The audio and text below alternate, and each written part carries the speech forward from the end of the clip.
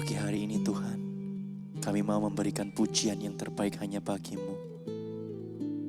Sebab Engkaulah Allah perlindungan kami.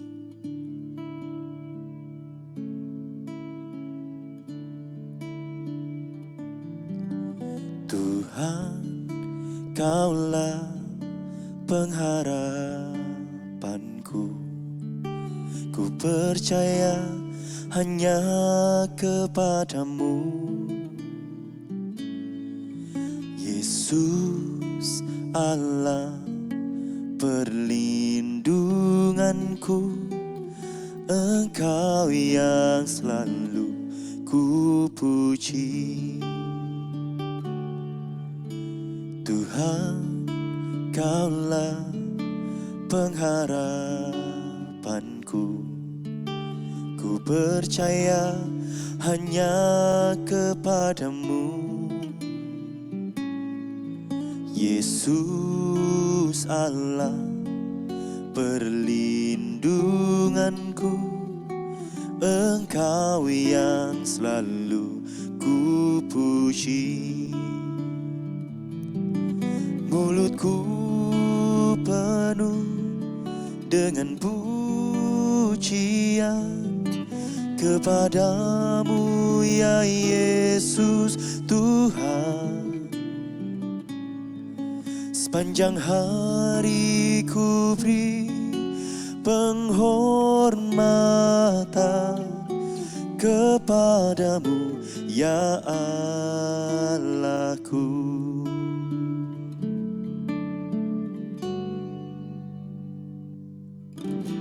Tuhan, Kaulah pengharapanku. Ku percaya hanya kepadamu. Yesus Allah perlindunganku, Engkau yang selalu ku puji. Mulutku penuh dengan pujian kepadamu ya Yesus Tuhan. Sepanjang hari ku beri penghormatan kepadamu ya Allahku.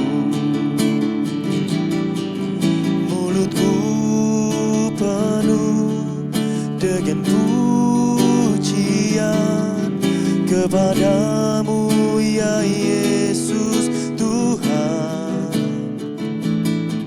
Sepanjang hari ku beri penghormatan kepadamu ya Allahku.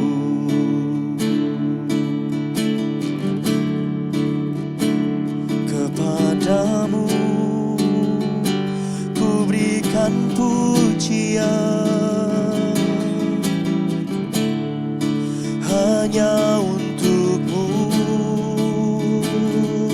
Tuhan. Ku berikan pujian bagimu Tuhan. Ku berikan segalanya hanya bagimu Bapa Yesus.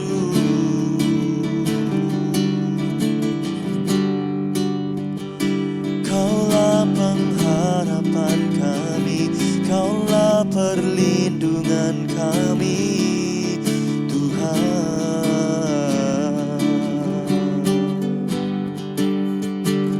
Oh Yesus Bapa, biarlah sepanjang hari ini Tuhan kami bisa memuliakan nama-Mu. Biarlah sepanjang hari ini kami mengingat betapa baiknya Engkau dalam kehidupan kami Yesus. Oh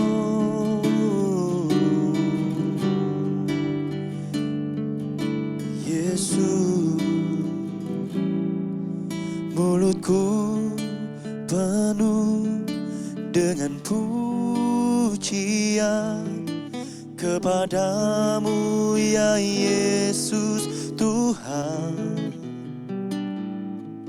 Sepanjang hari ku beri penghormatan kepadamu ya Allahku.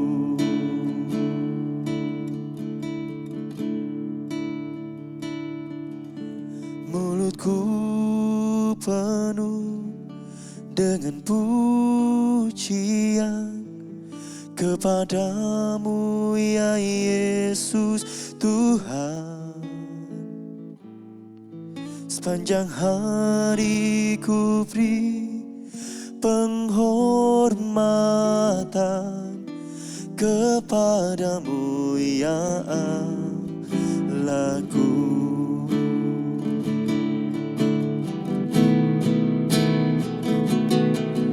Mulutku penuh dengan pujian kepadamu ya Yesus Tuhan. Sepanjang hari ku beri penghormatan kepadamu ya Allahku. Sepanjang hari ku beri penghormatan kepadamu ya Allahku. Sepanjang hari ku beri penghormatan kepadamu ya Allahku.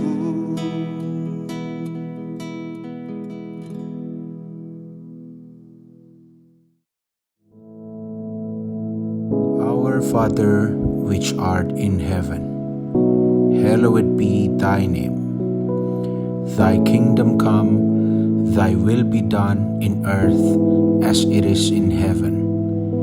Give us this day our daily bread, and forgive us our debts, as we forgive our debtors.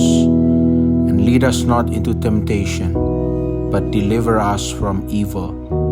For thine is the kingdom, and the power, and the glory, forever.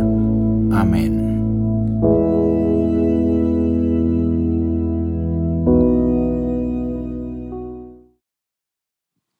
Shalom, selamat pagi Bapak Ibu Saudara.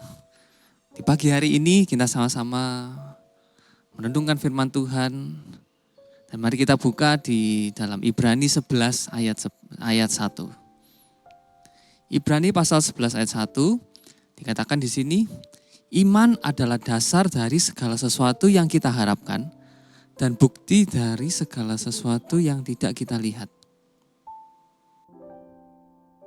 Dalam kehidupan iman kita harus mampu menunggu atau bersabar dalam menanti penggenapan iman kita. Kita hidup di dalam zaman di mana semuanya itu serba instan. Kita mau segalanya serba cepat. Nah, padahal Tuhan itu memberikan janji itu sama seperti orang menabur benih. Seperti apa tanah yang ditaburi benih itu, seperti apa respon kita terhadap janji Tuhan itu. Nah, Tuhan Yesus sudah menjelaskan hal itu di dalam perumpamaan tentang seorang penabur, yaitu di dalam Matius 13. Nah, diceritakan ada seorang penabur yang menaburkan benih, dan yang pertama benih itu jatuh di pinggir jalan. Dikatakan di Matius 13 ayat 4, pada waktu ia menabur sebagian benih itu jatuh di pinggir jalan, lalu datanglah burung dan memakannya sampai habis. Nah, jadi yang pertama benih itu jatuh di pinggir jalan, kemudian datanglah burung dan memakannya sampai habis. Alkitab menjelaskan bahwa benih yang jatuh di pinggir jalan itu artinya orang yang itu mendengarkan firman Tuhan, tetapi dia tidak mengerti. Kemudian datanglah iblis merampasnya. Dia merampas firman yang sudah ditaburkan di pinggir jalan itu. Nah, yang kedua yaitu benih yang jatuh di tanah yang berbatu-batu. Matius 13 ayat 5 sampai 6 mengatakan, sebagian jatuh di tanah yang berbatu-batu, yang tidak banyak tanahnya. Lalu benih itu pun segera tumbuh karena tanahnya tipis. Tapi sesudah matahari terbit, layulah ia dan menjadi kering karena tidak berakar. Yang kedua, benih itu jatuh di tanah yang berbatu-batu. Jadi ia segera tumbuh, tetapi dia cepat layu karena dia tidak berakar. Alkitab menjelaskan bahwa orang yang benih yang ditaburkan di tanah yang berbatu-batu itu maksudnya adalah orang yang mendengar firman Tuhan itu dan dia menerimanya dengan gembira. Tetapi ia tidak berakar dan hanya bertahan sebentar saja.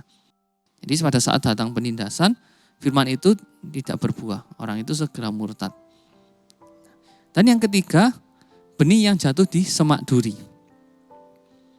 Matius 13 ayat 7 mengatakan, sebagian lagi jatuh di tengah semak duri. Lalu makin besarlah semak itu dan menghimpitnya sampai mati. Dijelaskan juga artinya yaitu benih itu tidak berbuah karena ada kekhawatiran dan tipu daya kekayaan yang menghimpit firman itu. Jangan kita menjadi orang yang mencampur benih kita, yang firman yang sudah Tuhan berikan pada kita, janji yang sudah Tuhan berikan pada kita, dan kita itu mau mencampurnya dengan ketakutan atau dengan keraguan atau ketidakpercayaan kita. Jangan sampai kita mencampur benih Tuhan itu dengan ketidakpercayaan kita. Karena kalau kita mencampur dengan ketidakpercayaan kita, dengan keraguan kita, benih itu tidak akan berbuah. Benih itu akan menjadi seperti benih yang jatuh di semak duri, yang akan menghimpit itu sehingga tidak berbuah. Oleh karena itu kita jadilah orang yang dijelaskan di poin yang keempat ini, yaitu benih yang jatuh di tanah yang subur.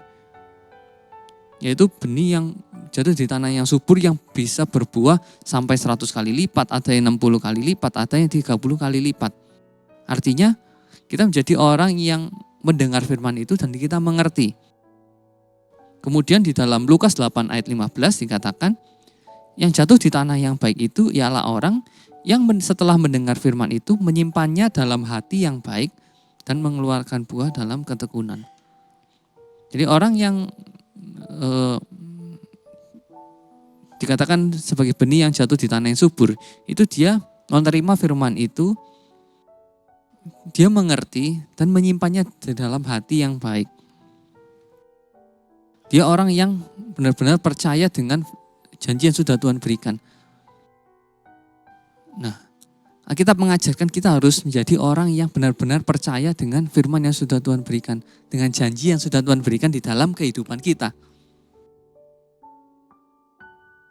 Karena kalau kita benar-benar percaya pada janji yang sudah Tuhan berikan itu, maka dari dalam hati kita akan mengalir aliran-aliran air hidup. Dan kita tahu benih untuk bisa bertumbuh, dia butuh air. Tanaman untuk bisa bertumbuh butuh air. Nah, Alkitab menjelaskan kalau kita percaya pada janji yang sudah Tuhan berikan, benar-benar percaya tanpa dicampuri dengan keraguan, tanpa dicampuri ketidakpercayaan kita, maka dari dalam hati kita akan mengalir aliran-aliran air hidup dan itu akan mengaliri benih yang sudah Tuhan tabur itu di dalam hati kita. Itu dikatakan di dalam Yohanes 7 ayat 38 sampai 39. Dikatakan, barang siapa percaya kepadaku seperti yang dikatakan oleh kitab suci, dari dalam hatinya akan mengalir aliran-aliran air hidup. Yang dimaksudkannya ialah roh yang akan diterima oleh mereka yang percaya kepadanya. Kita baca sampai sini. Jadi kalau kita benar-benar percaya pada janji yang sudah Tuhan berikan, dari dalam hati kita ini akan mengalir aliran air hidup yang akan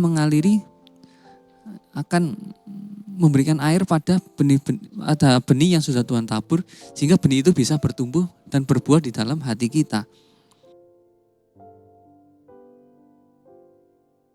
Kemudian Tadi dikatakan di Lukas 8 ayat 15, di bagian akhir dikatakan itu mengeluarkan buah di dalam ketekunan.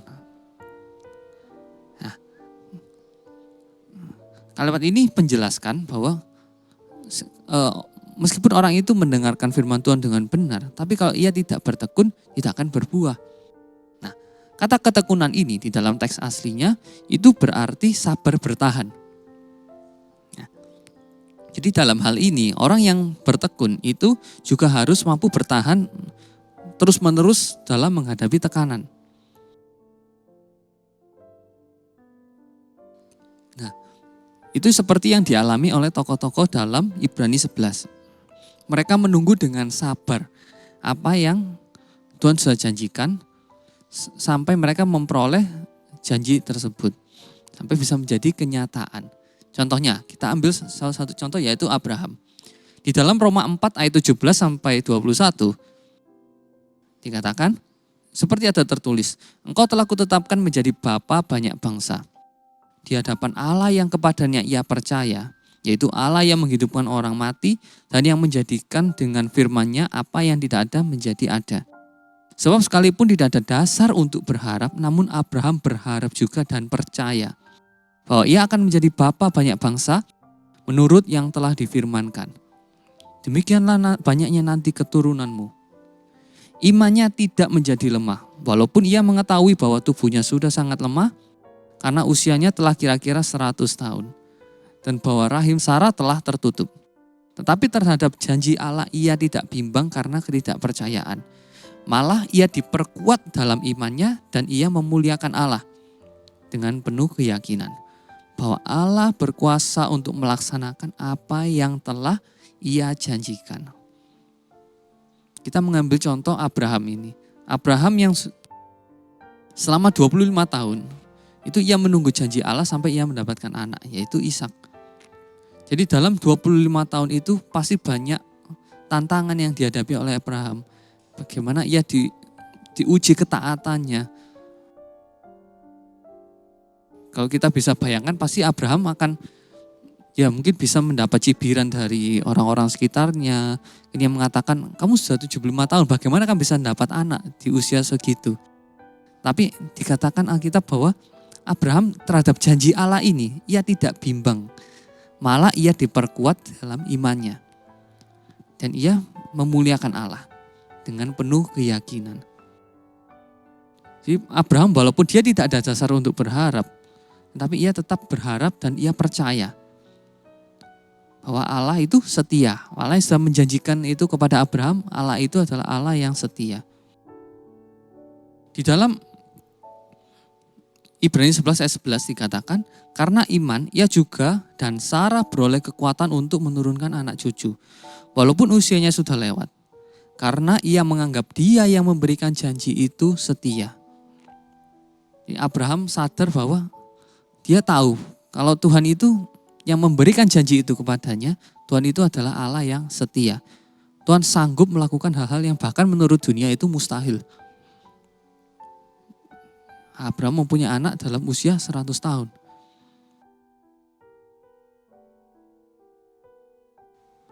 Kita juga harus siap untuk menunggu waktunya Tuhan.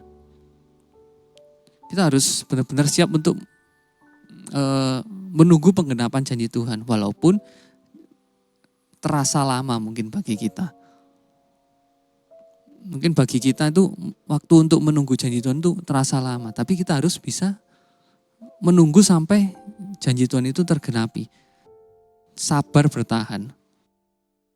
Dan dalam waktu menunggu penggenapan janji Tuhan itu, kita juga diproses untuk menjadi manusia yang lebih baik, manusia yang lebih kuat, manusia yang menjadi lebih serupa dengan Tuhan Yesus.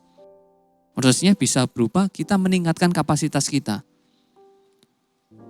Misalnya kita meningkatkan kapasitas kita, kita menjadi orang yang lebih percaya pada Tuhan.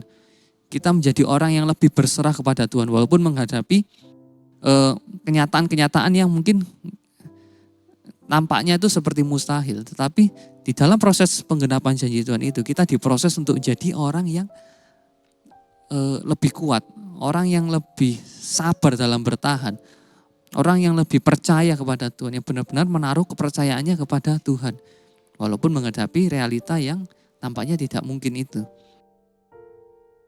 Di saat kita saat merasa lemah dalam menunggu penggenapan janji Tuhan, kita bisa berkata pada Tuhan, Tuhan buat aku menjadi lebih kuat. Tingkatkan kapasitas imanku, tingkatkan kapasitas aku untuk percaya kepadamu. Dan Tuhan tahu, dan kita harus tahu bahwa Tuhan akan memberikan kekuatan baru. Seperti yang Yesaya katakan di dalam Yesaya 40 ayat 31. Tetapi orang yang menanti-nantikan Tuhan mendapat kekuatan baru. Mereka seumpama Raja Wali yang naik terbang dengan kekuatan sayapnya. Mereka berlari dan tidak menjadi lesu.